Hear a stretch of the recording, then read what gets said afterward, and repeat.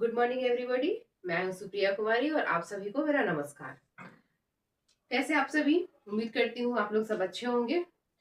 तो हम लोग आगे की तरफ हम बढ़ते हैं।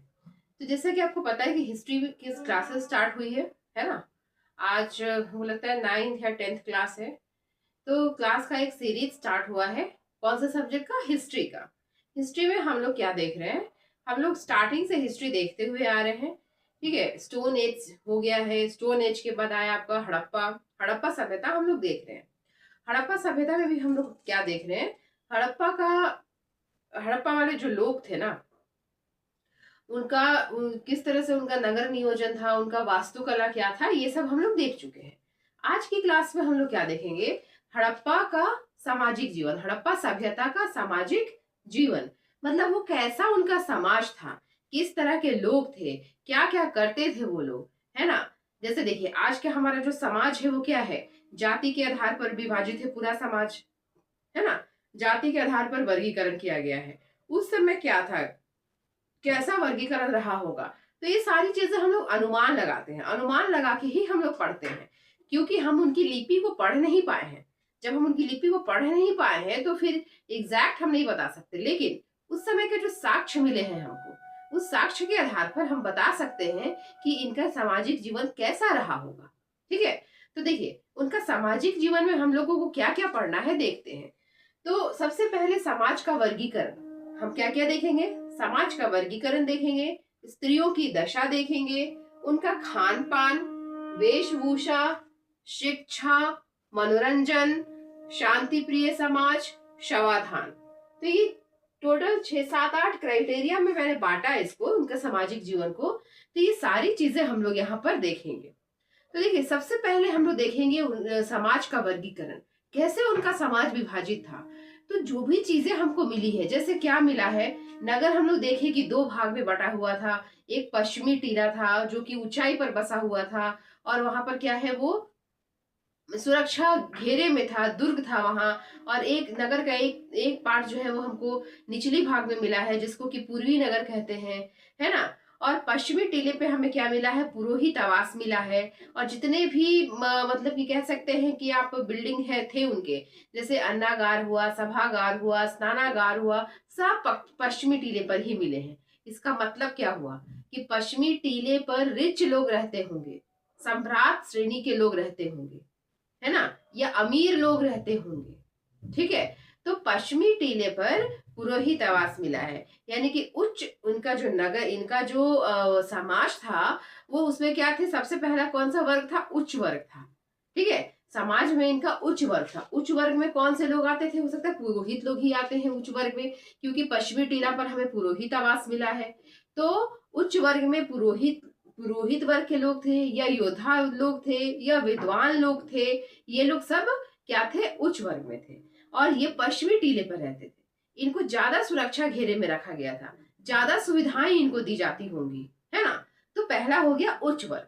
दूसरा हुआ मध्यम वर्ग। हर समाज में उच्च और सबसे टॉप क्लास और बिलो क्लास रहता है, और बीच वाले जो लोग रहते हैं, जैसे आजकल हम लोग कैसे बोलते हैं, मिडिल क्लास। तो इस समय इनके टाइम में भी मिडिल क्लास वाले लोग थे, मध्यम वर्ग थे।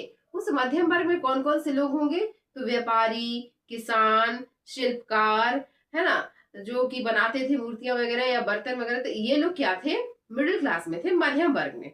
और ये कहाँ रहते थे? पूर्वी नगर में। ये भी पूर्वी नगर में रहते थे।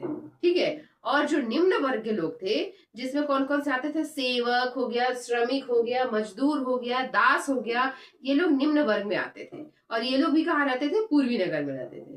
तो दोनों ही, मध्यम वर्ग और निम्न वर्ग, दोनों ही पूर्वी नगर में रहते थे। लेकिन उनका घर का डिफरेंस था। जो मध्यम वर्ग थे उनका घर थोड़ा अच्छा था, और जो निम्न वर्ग के लोग थे उनका घर थोड़ा सा उनकी अपेक्षा कम, मतलब कमजोर था या खराब कह सकते हैं। ठीक है।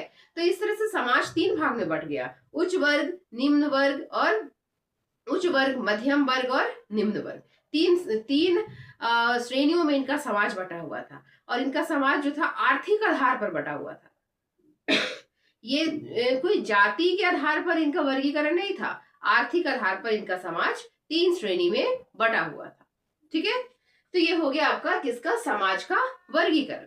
उसके बाद देखिए, उसके बाद आता है स्त्रियों की दशा। तो जो चीजें हमें मिली है, जैसे कि मातृ देवी की मूर्ति मिली है, उर्वरता देवी की मूर्ति मिली है ना, मतलब एक आपका मुहर पर उर्वरता देवी का चित्र अंकित है, और बहुत सारी नारी की मूर्तियां मिली है, जिससे पता क्या चलता है कि इनके समय में नारियों की स्थिति बहुत अच्छी थी।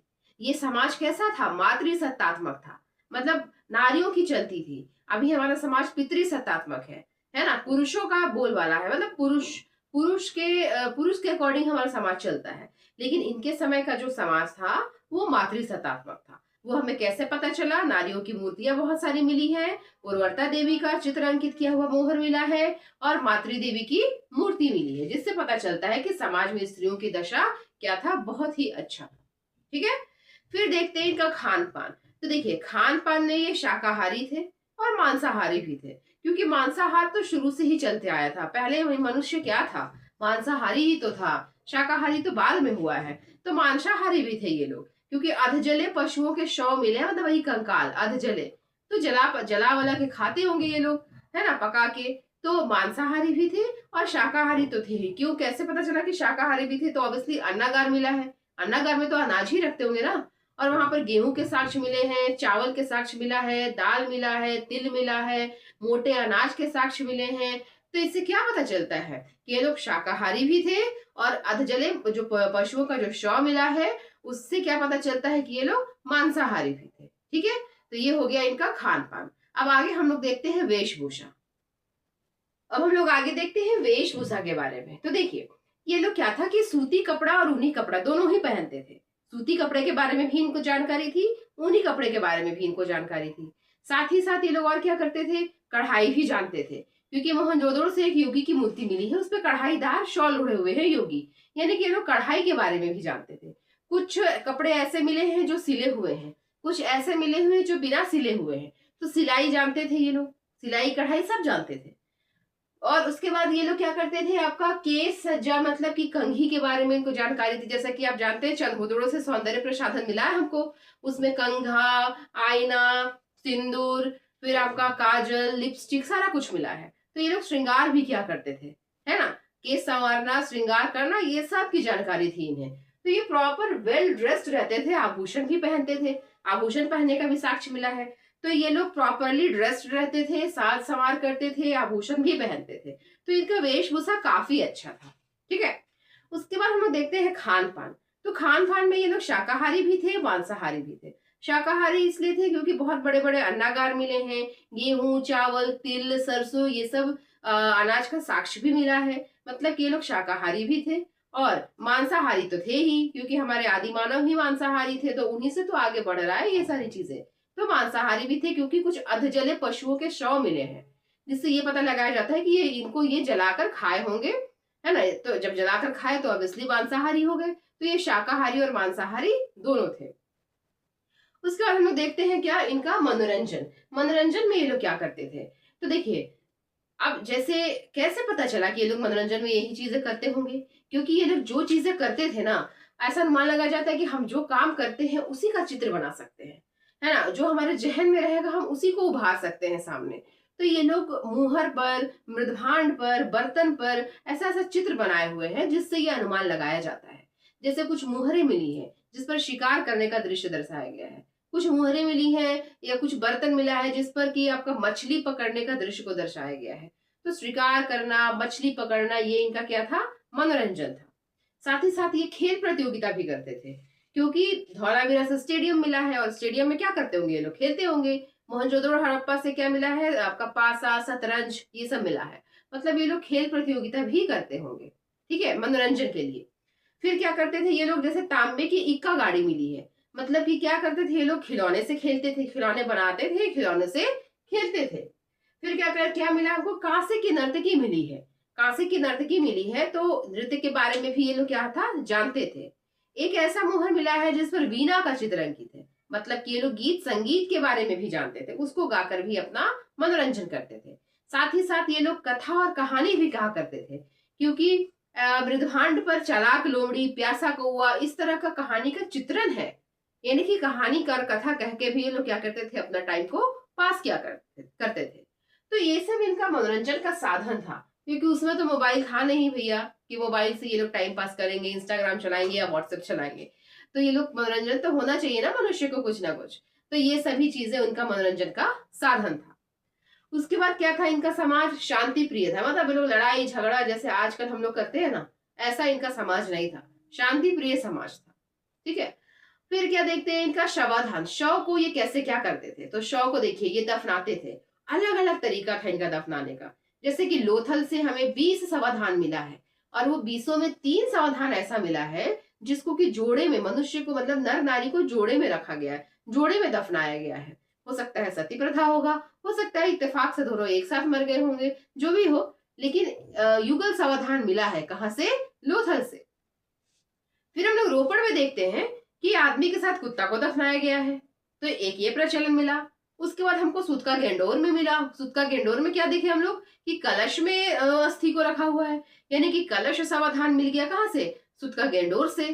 तो इस तरह से अलग अलग क्या था, प्रक्रिया था इनको दफनाने का मनुष्यों का, जब ये मर जाते थे। तो इस तरह से इनका हम लोग क्या क्या देखे कि ये समाज में रहते कैसे थे, एक दूसरे के साथ क्या खाते थे, क्या पहनते थे, किस तरह से जीवन यापन करते थे, है ना, कैसे मनोरंजन करते थे, फिर मरने के बाद इनका क्या होता था।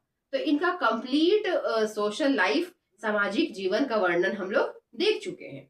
अब हम लोग नेक्स्ट वीडियो में देखेंगे इनका आर्थिक जीवन, कि ये पैसे कैसे अर्न करते थे, खाते कहाँ से थे, कैसे कमाते थे ये लोग। तो ये हम लोग देखेंगे नेक्स्ट वीडियो में, है ना।